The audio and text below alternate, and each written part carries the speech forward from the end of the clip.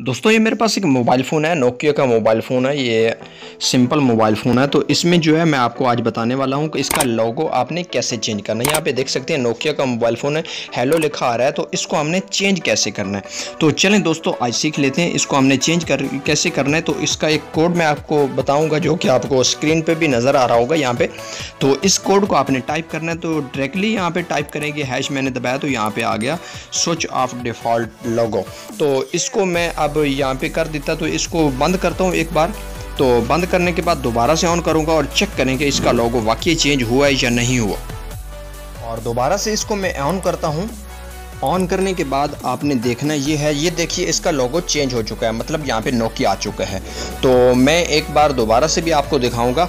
तो इसको ख़त्म, अगर आप दूसरी बार ये कोड ट्राई करेंगे तो ये ख़त्म हो जाएगा। ये भी मैं आपको साथ ही बता दूं, एक बार आप ट्राई करेंगे तो ये लोगो नोकिया का आ जाएगा और दूसरी बार ट्राई करेंगे तो ये ख़त्म हो जाएगा। ये यहाँ पे देख सकते हैं लोगो नोकिया का आ गया। उम्मीद करता हूँ ये वीडियो आपको बहुत पसंद आई होगी। वीडियो को लाइक ज़रूर करना है और चैनल को सब्सक्राइब कर लें। मिलते हैं।